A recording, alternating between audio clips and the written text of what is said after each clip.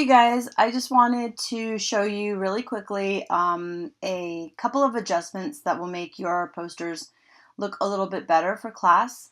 And I'm just doing this on something I had to work on anyway. So this is a picture that I took. I haven't done anything to it.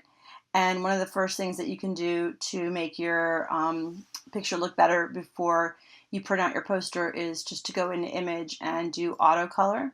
And you can see that it kind of removed a cast, especially if you took this picture in an area that had a lot of tungsten light or some kind of other color cast light. So that's done. The second thing that I'm going to do, I'm going to open my layers panel so you can see this. I'm going to move this guy over. Well, I can't really move it over, so I'm going to do this so you can see it. Okay. So the second thing that I'm going to do is you want your whites to be white, and so I'm going to go over here to the bottom of my layers panel. I'm going to go to my levels adjustment, and the levels adjustment gives you this histogram here, and where you have these sort of flat lines down here, it shows the absence of this color.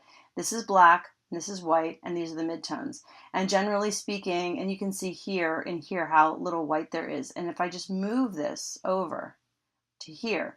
So you want to put it right on the bottom of where you see that you have this spike of white come up. I'm just going to move black over a teeny bit. I don't have to move it that much. And that little bit added a lot of black and white back to the picture. So I'm going to show you before and after, and before and after. There's another adjustment that you might want to make on your images. This is, if I go into the adjustment layers again, I can go into exposure, and this is a way that I can lighten the entire exposure, or if it's too light, I can try to darken it, but I don't want to do that. In this case, I want to lighten it up a little bit. I don't want to blow out the whites like this. You want to retain that, but I want to move the whites up just to be maybe about there. So it's nice and crisp and white, and I'm not like losing a lot of detail. The other thing, like I said before, is that before you put this into Poster Eraser and cut it up, you probably want to flatten your image. What I would definitely do before you flatten the image is go and you want to save a copy of it, because